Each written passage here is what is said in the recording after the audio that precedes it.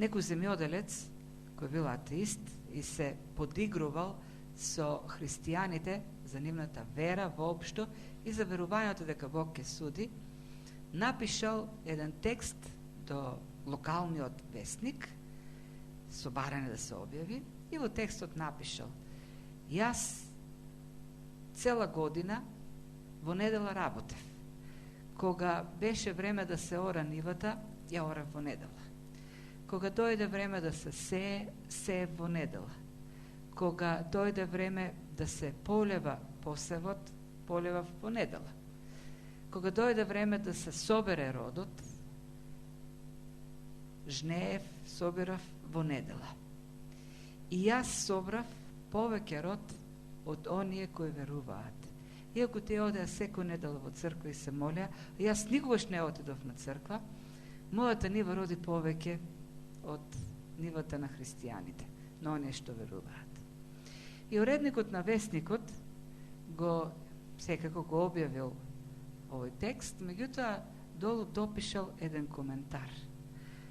Бог не секогаш ја доставува сметката на крајот на земјоделската сезона, на крајот на летото или во есента.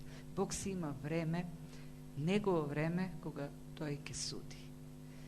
Ние многу пати го поставуваме прашањето: зошто Бог не суди? Зошто Бог рекол дека тој си има време кога ќе суди. А времето, терминот, планот е во Божите раце. И многу пати се прашуваме, го поставуваме тоа прашање: Господи, зошто не доаѓаш да ги судиш неправедните? Меѓутоа, кога го поставуваме тоа прашање, би требало да поставиме едно друго прашање, секој да се го постави така за себе.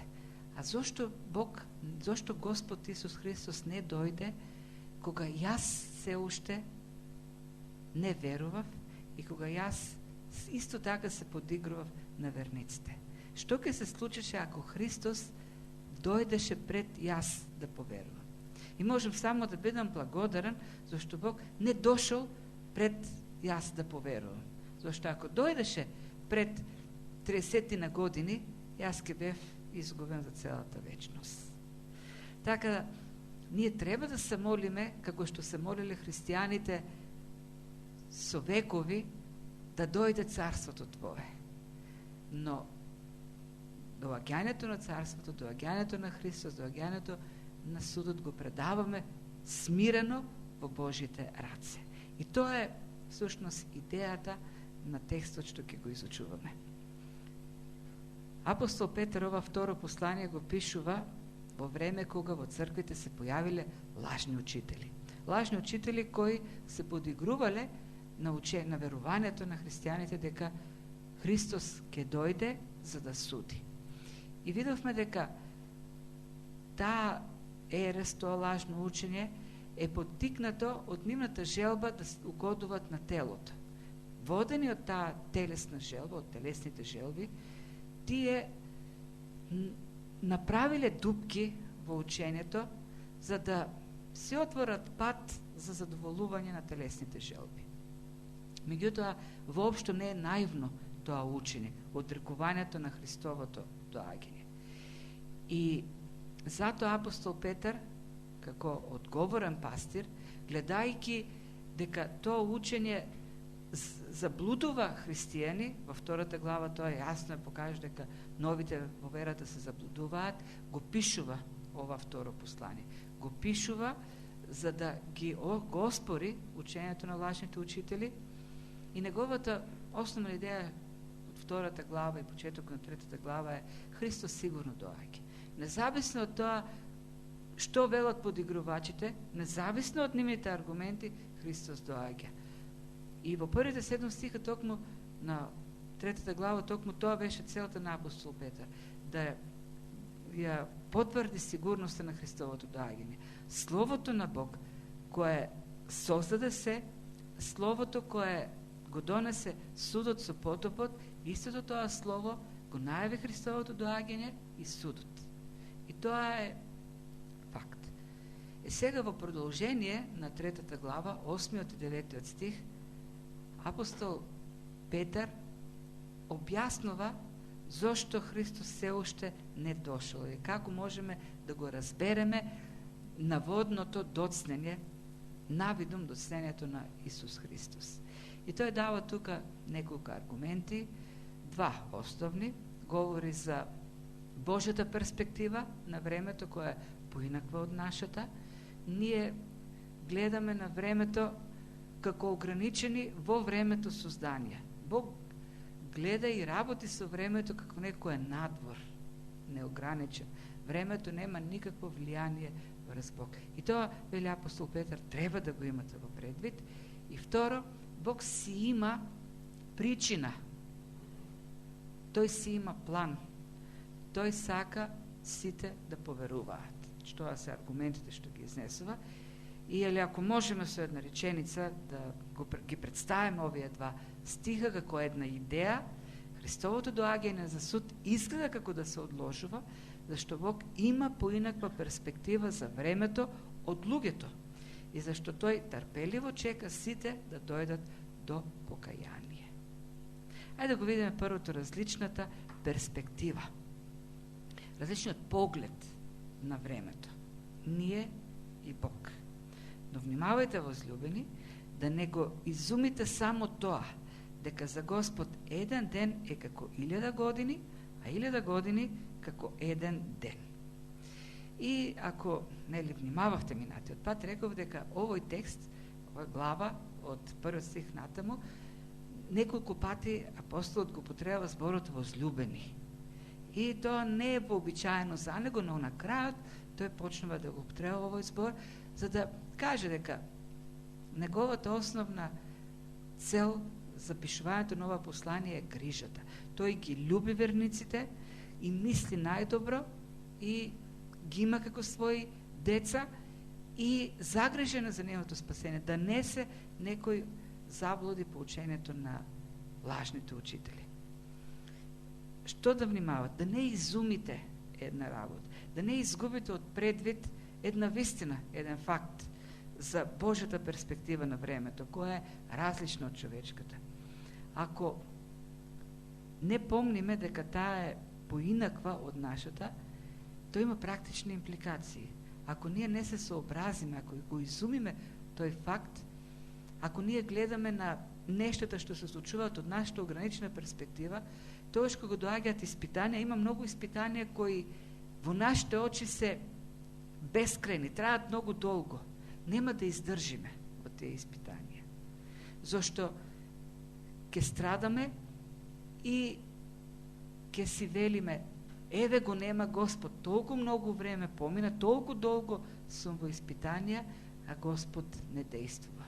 Но ние сме ограничени во времето и за нас има долги периоди и кратки периоди. Ако го немаме во предвид Божјата представа на времето, нема да гледаме, да живееме во светлината на Христовото доаѓање. И сега, што значи ова? Дека еден ден за Господ е како 1000 години, а 1000 години како еден ден. Мора да има во предвид од кај апостол Петар го позајмува ова. Тоа не е негова изјава, тој ја зима од 90-тиот псалм. Некои велат дека тоа е Мојсеев псалм и да, го имам овдека, вели, го враќа човекот во прав и вели, обратете се син, го враќаш човекот во прав и велиш, обратете се синови човечки, зашто пред твоите очи 1000 години се како вчерашен ден што поминал и колку една стража преку ноќта. 1000 години за Бог е како вчера, како еден ден да поминало. Но овдека авторот, Мојсей, неговата основна идеја е да ја представи ограниченоста на човекот и вечноста на Бог. Во овој псалм тој говори за човекот кој чиј живот на век е толку краток што го споредува со тревата во Блискиот Среден Исток, која наутро никнува и навечер веќе се исушува. Многу кратко трае. За разлика од човекот кој е во времето, кој е ограничен во времето, Бог е вечен. Тој е постоел од секогаш и ќе постои секогаш. И во една таква релативна представа за времето, апостол Петар вели: 1000 години за Бог се како еден ден, а еден ден како 1000 години. Значи, овдека апостол Петар нема за цел да ни даде различни мерила. Тој нема за цел математички, да даде математичка некаква пропорција. Тоест да каже, 1000 наши години во Божјото мерење на времето е еден ден. А еден Божи ден се 1000 наши години. Не е тоа целта. Бог е надвор од времето. Бог не живее во денови и во години. Идејата е различното гледање на нештата. Инаку, таквото гледање на работите, дека Бог живее во денови, ама поразлично се мерат тие денови, тоест еден Божи ден трае 1000 години, во тоа верувале раните христијани. Црковните отци од вториот век тргнуваат од една таква нивна предпоставка и се навраќаат на Битие првата глава, зашто низ вековите се ширило учењето дека 2000 година ќе дојде Христос. Нели? И ние сме го слушале многу пати. Кога имаше уште 20 години пред 2000 година, слушав кога бев мал, кога ќе дојде 1999-та, 2000-та, ќе дојде крајот на светот. Тоа верување е уште од првите векови. Бог го создаде светот за 6 дена, 7-миот одмараше. И, например, Иринеј, авторот на посланието на Варнава, велат, како што Бог го создаде светот за 6 дена, така 6 Божји дена ќе трае овој свет. Тоа значи 6000 години. И како што Бог 7-миот ден одмараше, така 7-миот милениум ќе биде 1000-годишното царство. И сега, Христос дојде, откако според родословијата во Стариот Завет поминале 4000 години од создавањето, од Адам и Ева, и после Христос остануваат уште 2000 години, т.е. 2 Божи дена. Значи, ние сме сега веќе, требаше да влеземе во милениумот, во 7-та Божја година. Но не е овдека таква идејата, не е тоа целта на апостол Петар.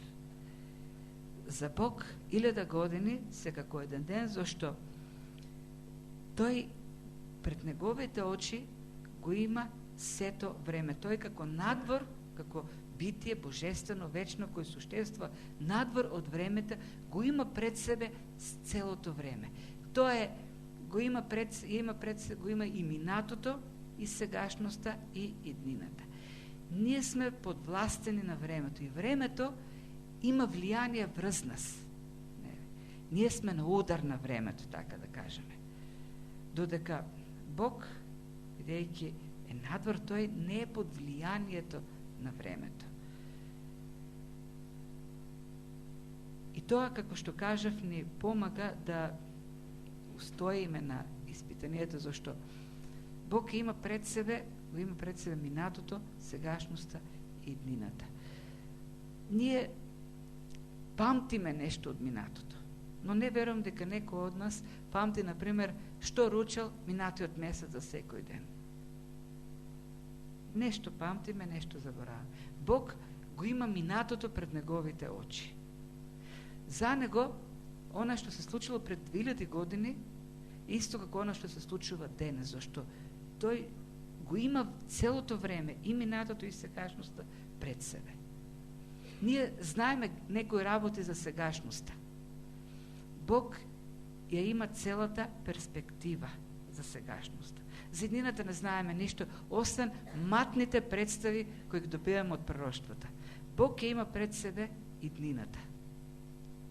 И ако гледаме вака на работите, тогаш нема да ни биде тешко и ќе устојуваме во испитанијата. Зашто Бог кој е надвор од времето не се сообразува со времето. Има еден краток стих, делче од стих во Битие 41 глава. И таму пишува: и по 2 години сон и сон фараонот. Ние го читаме за една секунда тој текст. Тој текст се однесува за Јосиф. Тој беше во затвор, неправедно осуден затвор. Во тој затвор Јосиф помина долго време, цели 2 години. Кога беше затворен, тој беше заедно со винарот и со пекарот на царот. И двајцата сонија сон. И Јосиф и на двајцата им ги толкуваше соновите правилно. Пекарот беше убиен, винарот беше вратен кај царот. Кога се враќаше кај фараонот винарот, Јосиф го замоли да го спомне, да се застапи за него пред фараонот. Се отиде винарот и заборави. И поминаат 2 години. Не се малку 2 години во египетски затвор. Јосиф беше млад човек, 20 на години, не повеќе. Сигурно копнел за семејство, за деца, за кариера, а тој неправедно гниеше во затвор. Зошто Бог не му даде сон после 2 дена на фараонот? Зошто после дури 2 години? Ами за оној кој е надвор од времето и во вечноста, каква е разликата меѓу 2 години и 2 дена?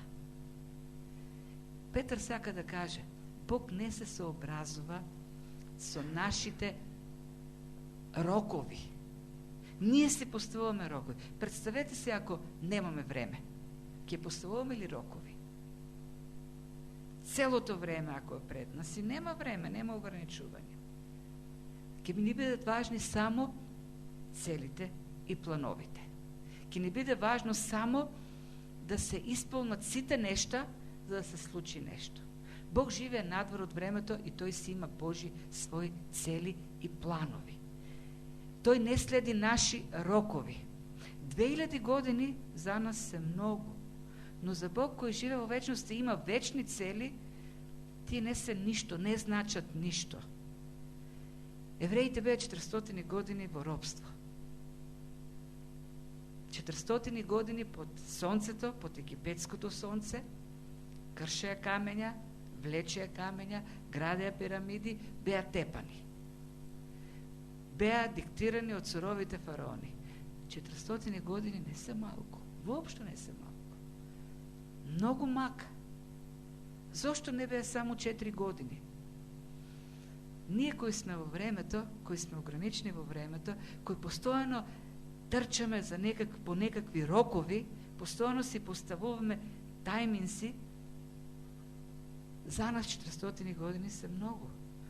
Бог е надвор од времето. Бог поставува цели, има планови и Бог работи на остварување на своите планови. Тој си има свој момент кој не се мери, кој не влегува во нашето време. Не е тоа некаква метафизика, тоа е реалност. Не можеме целосно да го сватиме, но кога ќе излеземе и ние еднаш од тоа време и кога ќе влеземе во вечноста, можеби ќе го сватиме. Но овде Петар што сака да им каже? Ние сме ограничени. 2000 години не дошол Христос. Во тоа време само 30 на години. Сега ние сме во една временска дистанца од 2000 години. Што се 2000 години за некој кој живее во вечноста? Што се 2000 години за некој кој има вечен план и вечна цел? План кој е надвор од нашето време. И тоа всушност идејата на апостол Петар. Немојте да го испуштите од главата тој факт дека за Бог времето не представува ништо. И затоа ако го се подигрувачи и кој велат толку многу помина, да помина за тебе ограничениот. За тебе за кого еден ден, една година, 100 години се многу нешто. Но за вечниот Бог тоа не представува ништо. Тој не се врзува, тој не се задолжува со времето. Што е првото и основното што сака апостол Петар да го каже, како еден аргумент за сите оние кои се чудат кај Христос се уште не дошол. Значи, ако не изгледа нам дека Бог го развлекува, го одолговлекува сето тоа, то така бидејќи ние гледаме на времето на таков начин. И треба да се ослободиме, смирено да го предадаме Христовото доаѓање во Божите раце. Тоа е неговиот план. Тој ги гради околностите и тој прави се да се случи оно како што Бог замислил. И второто нешто, штом Бог ветил нешто, тој ќе го исполни ветувањето според неговиот план, а не според нашиот. Господ нема да задоци со своето ветување како што некои мислат забавењето.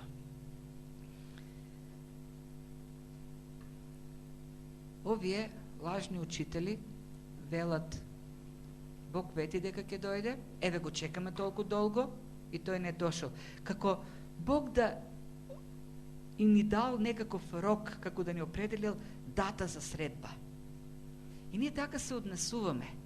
Ние чекаме известно време, мерејки го според наши стандарди, гледајќи според наша перспектива на времето, чекаме и кога нема да се случи она што го очекуваме, велиме не, Бог не одговара, Бог не одговорен, Бог ветил нешто, а не го дава, или е неодговорен, или заборава, или е немокен, има некоја причина.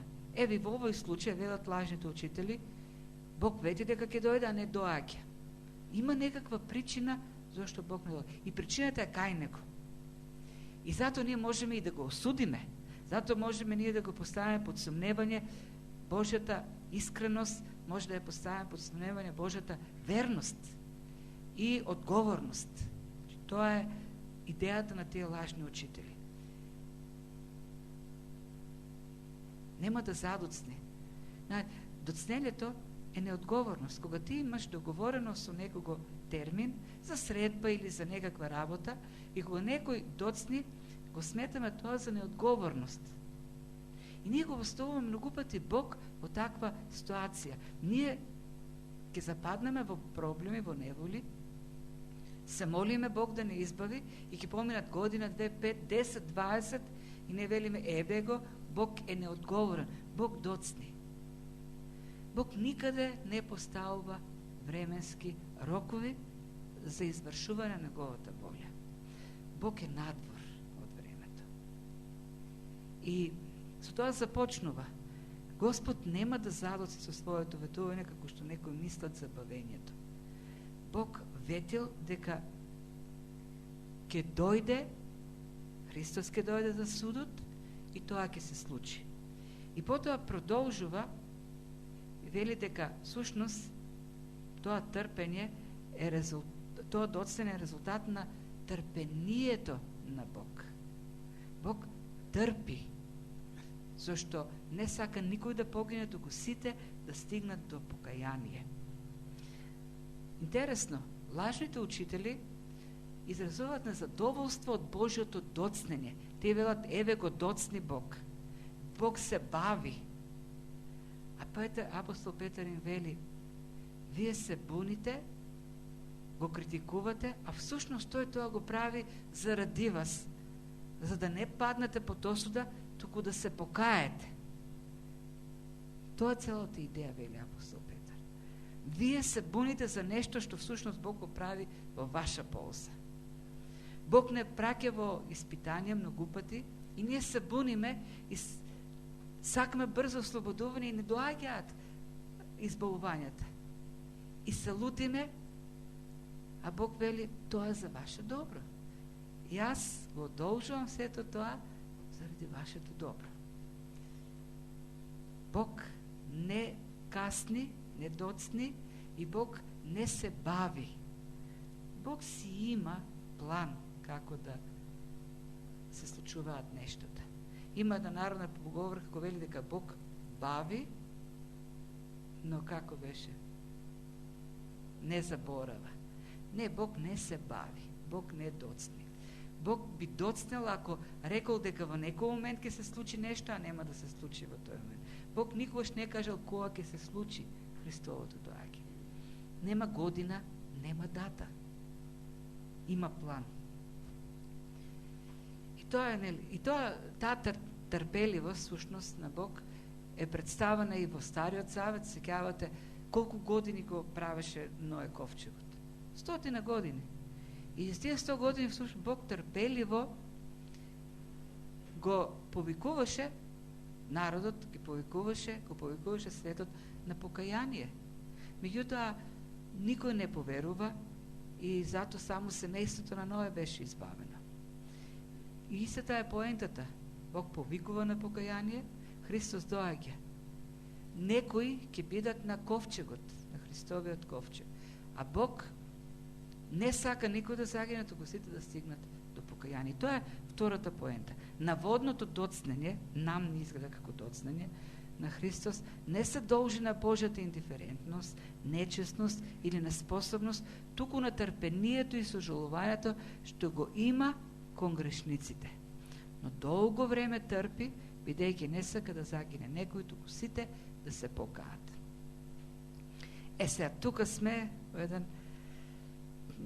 Апостол Петар има многу тешки стихови, и во првото и во второто послание. Ке каже нешто без да го објасни и не става во дилеми, во големи теолошки дилеми. Што значи тоа дека никој не сака никој да загине, туку сите да дојдат до покаяние. Има две основни школи, калвинистичката и арменијанската. И Бог може би толку време не доаѓа да се покаат и тие. Да се шегува. Кога го читаме овој стих, може да се создаде впечаток кој го има кај на така арменијанската школа. Бог седи на небото и скршен од болка, безпомошно тагува по луѓето кои имаат слободна волја, но никако таа слободна волја, бидејќи се тврдоглави, не употребуваат за спасение, туку решаваат да живеат во гревот. И крши прсти Бог на небото и не знае што да прави, зашто се направил. Тој дојде како човек, страдаше, умре, воскресна, се што е потребно за спасението, но луѓето никако да го оценат тоа и никако Бог никако не може да ги доведе до спасение. Што е така едно од впечаток што се добива при разгледувањето на овој текст. Еден друг впечаток па кој се добива е дека ова што го вели апостол Петар, Бог не сака никој да биде загубен, туку сите да не загине никој, туку сите да се покаат. Бог има грижата само за некој. Бог е загрешен за некои кои се одредени однапред за спасение и тој ги чека тие да се спасат, бидејќи неговата грижа е врзана за тие. Тој е трпелив, тој долго трпи за тие луѓе. Што е проблемот со, според мене, неизбалансиран пристап на овие две гледишта? Првото гледиште гледа на Бог како на безпомошен, ограничен, кој не може да ја притисне слободната волја на човекот и останува немоќен во тој поглед. Има ли слободна волја всушност човекот? Кој е проблемот на овој поглед? Проблемот е што Библијата јасно не открива, тоа е апсолутно јасно, многу јасно. Човек нема слободна волја, тој има поробена волја. Нема праведен ниту еден, нема разумен. Нема човек кој разумно може да постапи. Нема кој да го бара Бог. Никој не може да го бара Бог. Многу јасно е кажено. Уште појасен е апостол Павле пак во Ефесијаните 2 глава. Како започна втората глава? Дека целото човештво, буквално сите ние, вели апостол Павле, бевме мртви во гревот, поробени под власта на поднебесните сили на злото и темнината, покорени на кнезот на овој свет. Буквално вели сите ние бевме на гробиштата, мртви за Бог. Тој не воскресна, тој не оживе, не воскресна и не вознесе на небесните места. На други места говори за слепило, на некој место говори за потемнета, помрачен разум, помрачено и така натаму. Сите овие текстови многу јасно говорат за неможност на човекот сам да се доближи до Бог. Од друга страна пак, другото учење, кое го ограничува спасението само на една категорија луѓе, на некоја бројка која однапред е предодредена,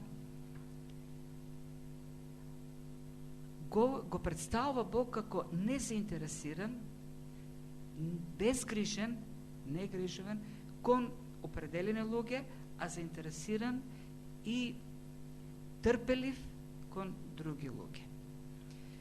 И тоа пак она друга тешкотија, како ова вистина да ја согласиме со онаа другата, која вели: јас не сакам смрт за грешникот, вели Господ во Стариот Завет.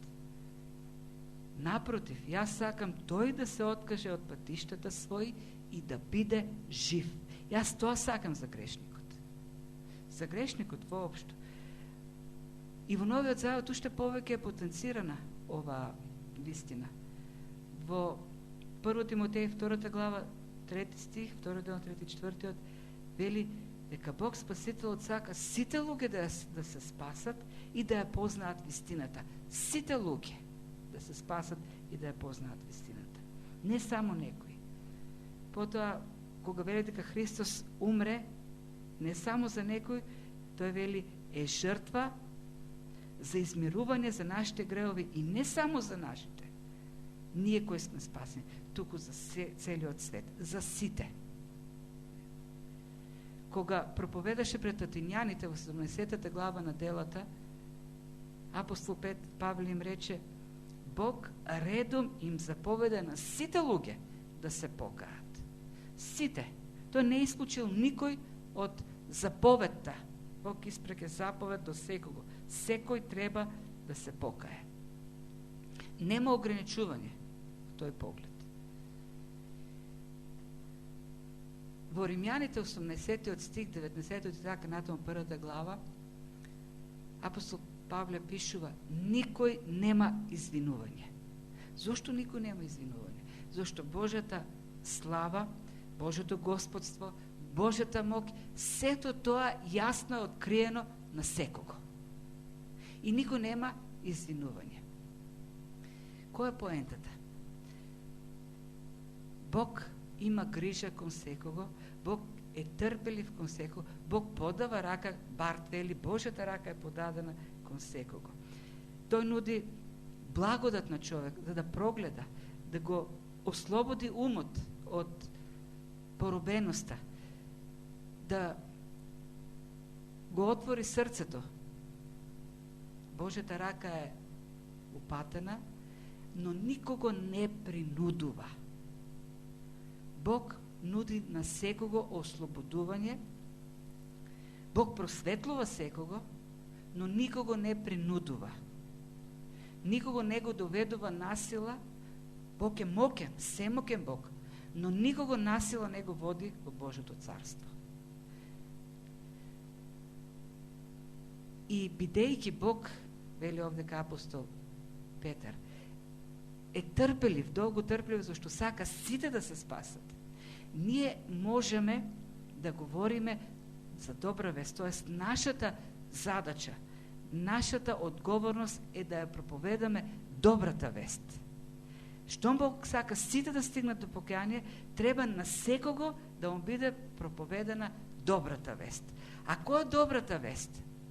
Одиш кај човек и му велиш: добрата вест е дека Бог не сака ти да загинеш, туку да дојдеш до спасение. Тоа е примената на крајот.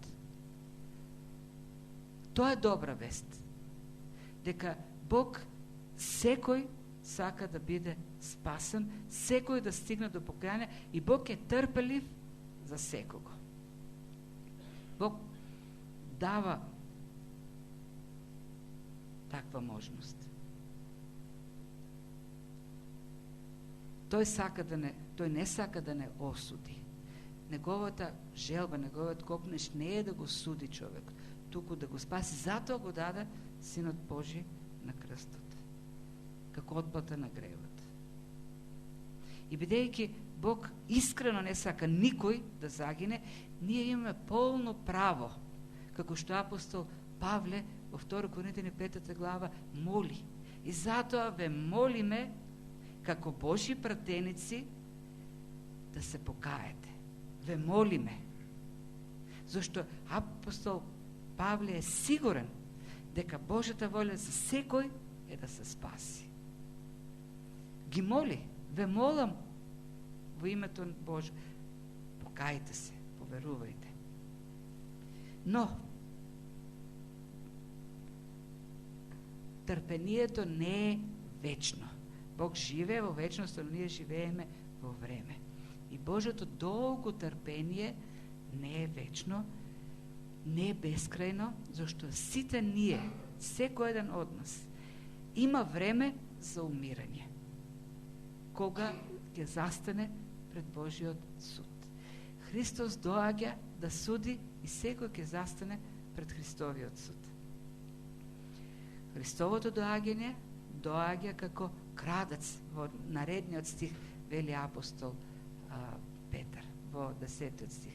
Доаѓа како крадец, да не затекне неподготвени. И на крајот, многу важно, треба, кога ја проповедаме добрата вест, многу важно да проповедаме покаяние. Тоа е суштината на спасението. Што значи покаяние? Без покаяние нема спасение. Покаяние буквално значи свртување. Промена на насоката на движење. Сме се движеле по патот на гревот, кон пропаста, се свртуваме и се движиме кон Бог во спасение. Човек не може, физички не може да оди во исто време и напред и назад. Тоа ги крши законите на физиката. Човек може да се движи или напред, или назад. Ние се обидуваме, како христијани, да ги кршиме духовните закони кои се подсврсти дури и од физичките. Сакаме да живееме и во светот, сакаме да живееме и со Бог. Сакаме да се движиме и кон Бог, сакаме да се движиме и назад во гревот, во светот. Покаянието значи промена на насоката на движење, тоест веќе живееме со Бог, живееме Божиот пат, живееме во Божјото присуство. Сме свртеле грб на стариот живот, сме свртеле грб на животот во грев. Истинската проповед за добрата вест проповеда покаяние.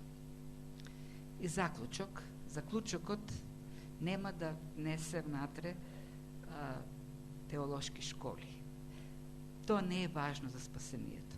Ние знаеме која е нашата одговорност. Нашата одговорност е да го проповедаме Евангелието. Без разлика на која школа припаѓаме, ние треба да проповедаме добра вест за спасение. Да не се тешиме со заблудата дека можеби нема да се случи Христовото доаѓање. Еве го, веќе 2000 години не дошол, можеби и нема да дојде. И таквата помисла да не опушти и да се вратиме назад од животот од кој сме избавени всушност. Превидното доцнење е резултат на поинаквата перспектива за времето што има Бог, разлика од нас. И бидејќи е трпелив, тој сака сите да се покајат, им дава време. Но, како што вели апостол Петар, Господниот ден доаѓа како крадец. Не дозволувај да бидеш затекнат, неподготвен. Покај се за гревовите и тргни по Божиот пат, додека ние имаме